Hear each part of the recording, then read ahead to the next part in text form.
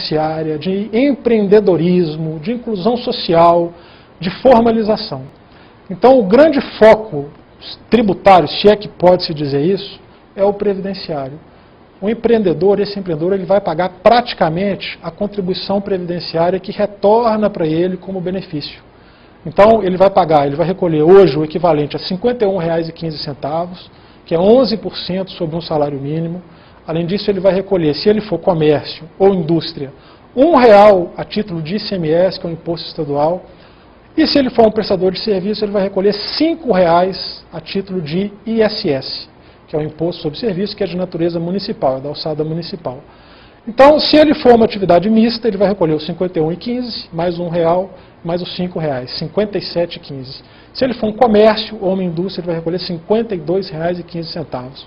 Se ele for um prestador de serviços, R$ 56,15. É bom sempre frisar que esse R$ 51,15, que é o grosso do que ele vai recolher, não é um imposto que o governo recebe e toma a atitude que melhor for conveniente, né? Aplica da maneira como ele achar melhor. Ele é uma contribuição que se reverte para as proteções previdenciárias a que esse contribuinte vai ter direito. Então é um pagamento que se faz, a Previdência Social, que vai dar a ele uma série de direitos que nós vamos ver aqui na frente. E aí ele vai estar isento de PIS, de COFINS, de imposto de renda da pessoa jurídica, de contribuição social sobre o lucro, ele vai estar isento de algumas contribuições, de todas as contribuições sobre a folha de pagamento, se ele tivesse empregado, né, a gente vai ver que ele tem uma contribuição patronal a recolher para o empregado, mas ele está isento das contribuições para o Sistema S, salário educação. Se ele for uma indústria, ele está isento do imposto sobre produtos industrializados, que é o IPI. Enfim, ele está isento, na grande maioria dos casos, ele está isento de todos esses tributos. Cabe ressaltar que se esse empreendedor fizer uma importação diretamente, ou fizer uma compra fora do Estado diretamente, fizer uma negociação, fizer uma encomenda de um fornecedor de fora do Estado diretamente, situações que vão acontecer assim, de forma muito pontual, se é que vão acontecer para um empreendimento desse tamanho, aí ele tem tributos a pagar, ele tem um ICMS na fronteira, um diferencial de alíquota. No caso da importação, ele tem o PIS da importação, o COFINS, mas enfim, então são situações diferenciadas que muito raramente vão acontecer para um empreendedor desse tamanho. Na grande esmagadora, e talvez a total maioria dos casos, ele vai recolher esses R$ 51,15, esse R$ 1,00 ou esses R$ 5,00 e vai estar quites com toda a tributação das 3 esferas de governo. Esse pagamento, é bom frisar, a gente vai ver na frente isso, mas já vale adiantar, ele vai ser feito mediante um carnê que vai ser impresso por um sistema, que é o próprio sistema da abertura e do registro, vai ser impresso por esse sistema e ele vai imprimir os carnês do ano inteiro e vai fazer os pagamentos ali até a data do dia 20 de cada mês. Se ele atrasar, né, ele se registrou, emitiu as guias de pagamento, que se chamam DAS, documentos de arrecadação do Simples, passou o dia do pagamento inadvertidamente, ou porque não teve condições, ele não pagou, ele deve voltar ao sistema, nós vamos ver aqui na frente, ao portal do empreendedor, tem multa, tem juros, mas o sistema vai calcular isso automaticamente para ele, e ele vai reemitir ou emitir essa nova guia de pagamento e fazer o novo pagamento com a multa e com o juro devido. Um ponto que merece muita atenção. Esses prestadores de serviços que vão optar pelo empreendedor individual e com o nosso conhecimento aí do mercado informal principalmente, muitos deles prestam serviço em casa, prestam serviço, né, óbvio, no endereço do contratante, mas o empreendedor individual, essa política do empreendedor individual não admite a cessão de mão de obra. Empresas não podem contratar empreendedores individuais para prestar serviços contínuos nas suas dependências, seja atividade fim ou não. Isso é óbvio que é para evitar burlas à legislação trabalhista, evitar precarização dos direitos trabalhistas, demissões de trabalhadores e recontratação como, né, empreendedor individual, que no final das contas é uma empresa, vai ter CNPJ, nós vamos ver aqui na frente. Então, não pode haver essa cessão de mão de obra. Mas e aquela atividade que é prestada em casa, aquele serviço que é prestado em casa, ou num estabelecimento, ou fora do próprio estabelecimento do contratante? Isso não é cessão de mão de obra. Então, uma facção, um silk screen, que é feito no estabelecimento do empreendedor individual, em casa, na grande maioria das vezes, não é cessão de obra. Isso é uma terceirização de uma etapa produtiva e não é considerado cessão de mão de obra. Um serviço que é prestado, que demora um dia, dois, uma semana, dentro de um estabelecimento, também não é cessão de mão de obra.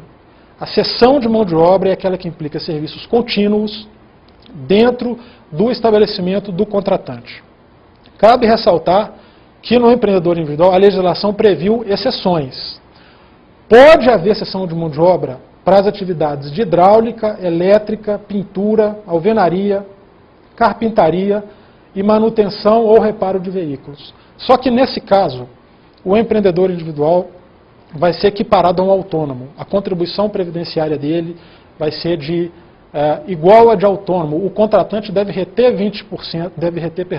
11% do valor contratado e deve recolher as suas custas mais 20% daquele valor que está sendo pago ao empreendedor individual que está prestando aquele serviço. Então deixa de haver aquele benefício previdenciário naquele momento só para essas atividades: hidráulica, elétrica, pintura, alvenaria, carpintaria, manutenção ou reparo de veículos.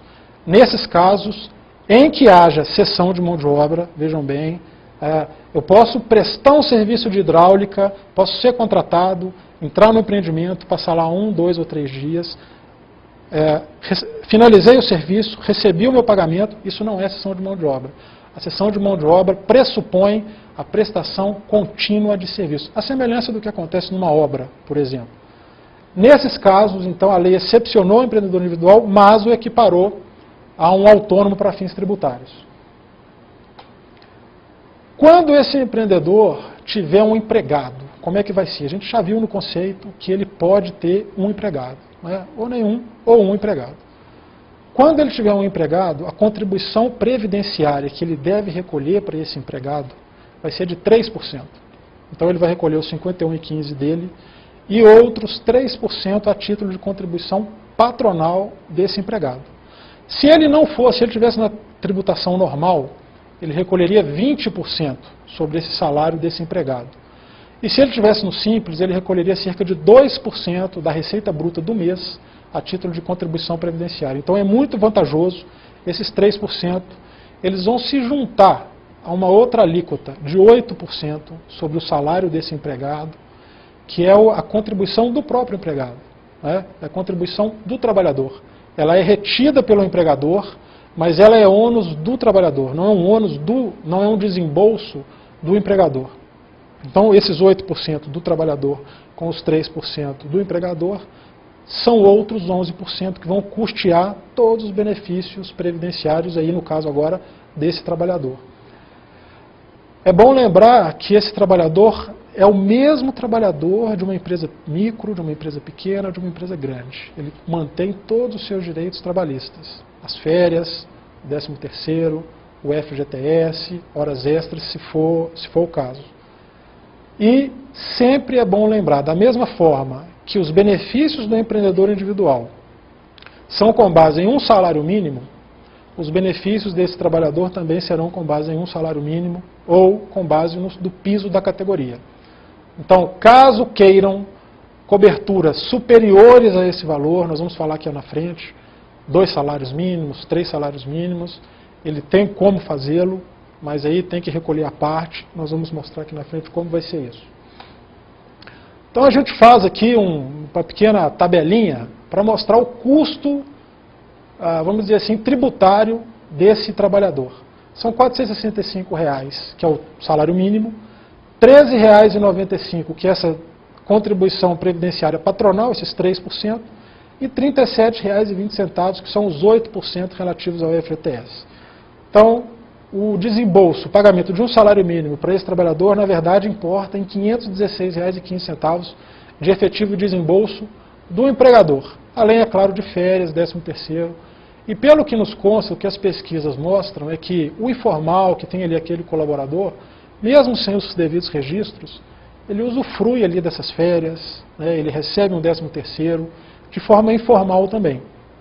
Então, é um ônus que, na verdade, não vai ser novidade para grande parte desse universo.